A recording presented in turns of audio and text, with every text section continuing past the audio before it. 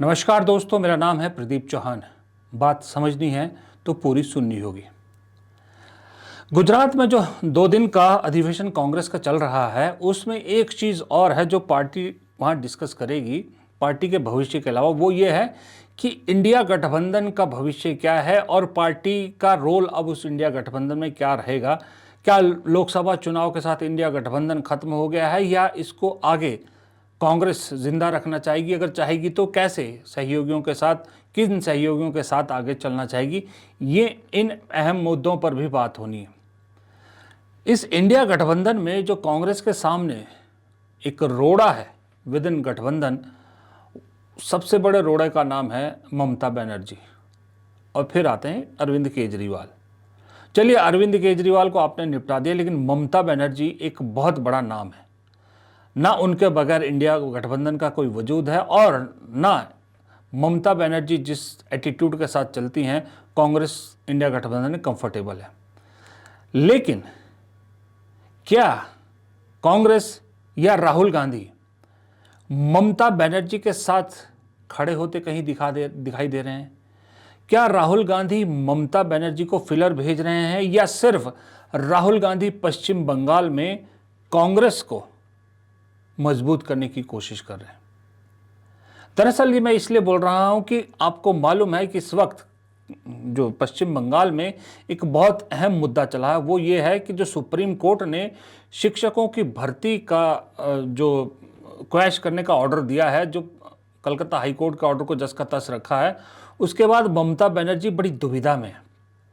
क्योंकि हजारों शिक्षक उस शिक्षक भर्ती में ऐसे भी थे जो जेन्युइन थे, जो 8-8, 9-9 साल से नौकरी कर रहे हैं, अब परिवार हो गया, बच्चे हो गए, सब कुछ हो गया। अगर ये सारी भर्तियां रद्द हो गई तो उसमें बहुत सारे जेन्युइन जो टीचर्स हैं वो भी अपनी नौकरी से हाथ धो बैठेंगे और फिर इतने सालों बाद दोबारा टेस्ट क्लियर करना बहुत मुश्किल होता है। तो इसलिए ममता बनर्जी ने ऐलान कर दिया है कि वो इस आदेश को नहीं मानेगी। वो यहाँ तक कि सुप्रीम कोर्ट के साथ भी दो हाथ करने के लिए एक तरह से तैयार हैं, लेकिन वो इस आदेश को मानने के लिए तैयार नहीं है। इस वक्त एक बहुत बड़ा पॉलिटिकल मुद्दा पश्चिम बंगाल में ये है। बीजेपी इसको भुनाना चाह रही है, ममता बनर्जी का भ्रष्टाचार, ममता बनर्जी की सरकार का भ्रष्टाचार बताती है, क्योंकि इस भर्ती घोटाले में ममता बनर्जी के एक मंत्री भी जेल में गए थे। लेकिन ममता इसको लोगों के सेंटिमेंट के साथ जोड़ रही है। ममता को लगता है कि अगर इस मुद्दे पे मैं खड़ी रही तो बहुत सारे लोग उनके साथ जुड़ेंगे, क्योंकि अब ये लोगों की ज़िंदगी से जुड़ा हुआ मुद्दा हो गया है।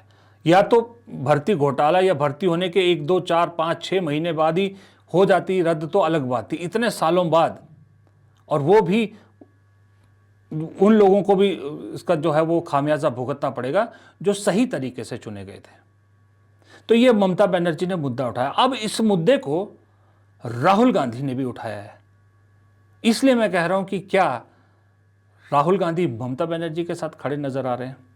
हालांकि राहुल गांधी ने जिक्र किसी और का किया है कि किसके कहने पर वे मुद्दा उठा रहे हैं। राहुल गांधी ने इस मुद्दे पर राष्ट्रपति द्रौपदी मुर्मू को चिट्ठी लिखी है और उनसे आग्रह किया है कि वो इस मुद्दे को देखें, क्योंकि इस मुद्दे की वजह से बहुत सारे, जो जैसे मैंने कहा कि बहुत सारे जेन्युइन जो कैंडिडेट्स हैं उनकी नौकरी चली जाएगी। इसलिए गुजारिश की है द्रौपदी मुर्मू से, राष्ट्रपति से, कि इस मामले पर हस्तक्षेप करें। हालांकि राहुल गांधी ने कहा है कि उन्होंने ये चिट्ठी या जो इस मुद्दे को उठा रहे हैं वो एक शिक्षक शिक्षिका अधिकार मंच है, वो राहुल गांधी के पास आए थे या राहुल गांधी को अप्रोच किया था। उन्होंने जब ब्रीफ किया सारे मामले को, उसके बाद उनकी समझ में आया, तब उन्होंने जो है वो राष्ट्रपति से गुहार लगाई है।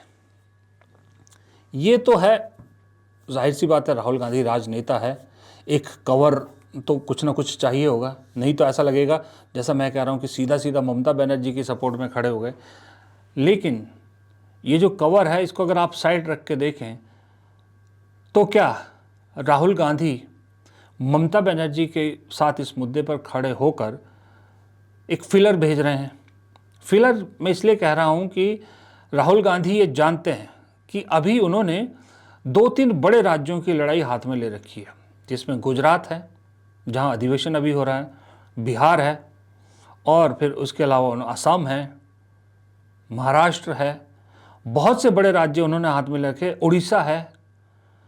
पश्चिम बंगाल में अभी राहुल गांधी ने वो हलचल शुरू नहीं की है, पश्चिम बंगाल को लेकर अभी कोई एक्शन मोड में नहीं आए हैं। लेकिन मेरे ख्याल से 2027 में पश्चिम बंगाल के चुनाव है, विधानसभा चुनाव है, और अभी अगर कांग्रेस कुछ एक्शन मोड में आती भी है तो भी इस इतना बड़ा एक्शन नहीं कर पाएगी कि बंगाल में कोई चुनौती दे सके। और बंगाल में कांग्रेस पिछले काफ़ी समय से लेफ्ट के साथ मिलकर चुनाव लड़ रही है, लेकिन लेफ्ट मुझे लगता है अब इस देश में ज़्यादा बचा नहीं है। लेफ्ट का आखिरी बड़ा स्तंभ अगर कोई था तो वो सीताराम येचुरी थे, राहुल गांधी के फ्रेंड थे, राहुल गांधी के अच्छे दोस्त थे, बनती थी दोनों में। इसलिए मुझे कभी कभी लगता है कांग्रेस में जो लेफ्ट की झलक दिखती है ना आपको, वो सीताराम येचुरी का उसमें बहुत बड़ा रोल है। लेकिन अब येचुरी नहीं रहे हैं, प्रकाश कारत, वृंदा कारत सब साइडलाइन हो गए हैं, नए जो है वो बनाए गए हैं कर्ता धर्ता, जो भी पदाधिकारी लेफ्ट में होते हैं। तो ऐसे में पश्चिम बंगाल में लेफ्ट का कुछ ज़्यादा बचा नहीं है। तो कांग्रेस बीजेपी को हराने के लिए ममता बनर्जी के साथ आ सकती है, या ममता बनर्जी 2024 के लोकसभा चुनाव में सबक सीख चुकी हैं कि कांग्रेस को साइडलाइन करना इतना आसान नहीं है। बेशक पश्चिम बंगाल में एक सीट कांग्रेस की उन्होंने छीन ली, लेकिन ओवरऑल देश में जिन कांग्रेस को वो 40 सीट भी नहीं दे रही थी, वो 99 सीट लेके आई। फिर अभी ममता बनर्जी ने कहा कि इंडिया गठबंधन की कमान मेरे हाथ में दे देनी चाहिए। उसके बाद जो कांग्रेस ने रुख अपनाया, तो आज केजरीवाल कहाँ हैं आपको ढूंढना पड़ता है। लालू प्रसाद यादव जो ममता बनर्जी के सुर में सुर मिला रहे थे, उनको भी आज कांग्रेस जो है वो सीधी आंख में आंख डालकर बात कर रही है। ममता बनर्जी ऐसा नहीं चाहेगी कि जो एग्रेशन दिल्ली में कांग्रेस ने दिखाया वो पश्चिम बंगाल में दिखाए, क्योंकि उसमें डायरेक्ट फ़ायदा बीजेपी का ही होगा, ममता बनर्जी का नुकसान होगा, क्योंकि ममता बनर्जी के साथ भी अब एंटी इनकम्बेंसी का एक बहुत बड़ा बोझ आ गया है। तो ममता बनर्जी के सुर भी नरम हुए, और अभी जब लोकसभा में वक्फ मामले को लेकर, वक्फ बिल मामले को जब इंडिया गठबंधन एकजुट हुआ, तो बड़े दिनों बाद ममता बनर्जी के सांसद कांग्रेस के साथ खड़े नजर आए, इंडिया गठबंधन के साथ खड़े नजर आए, वरना वो अपनी ढपली अपना राग अलग बजा रहे थे। यहां एकजुटता दिखी, तो उस एकजुटता से मुझे लगा कि शायद पश्चिम बंगाल में ममता और कांग्रेस एक साथ आ सकते हैं। पहली बार होगा, लेकिन आ सकते हैं, और आना मजबूरी भी हो सकता है, क्योंकि इस बार बीजेपी साम दाम दंड भेद, या इंग्लिश में कहें बाय हुक और क्रुक, किसी भी हालत में सत्ता पाना चाहती है। पश्चिम बंगाल से ममता बनर्जी को खदेड़ना चाहती है। अब ऐसे में अगर ममता अलग लड़ती हैं, कांग्रेस और लेफ्ट फिर एक साथ आ जाते हैं। अब मैंने कहा लेफ्ट को मुझे नहीं लगता कांग्रेस उतना तवज्जो देगी जितनी पहले देती थी। अब अगर लेफ्ट के साथ जाती भी है कांग्रेस, तो एक बड़े खिलाड़ी के रूप में जाएगी। एग्रेशन दिल्ली से शुरू हो चुका है, बिहार में दिख गया है, पश्चिम बंगाल में ममता अफोर्ड नहीं कर पाएगी। इस तिकोने मुकाबले में फ़ायदा बीजेपी को ही होगा, इसलिए ममता के लिए फ़ायदेमंद यही है कि कांग्रेस जितना शांत रहे उतना बेहतर है।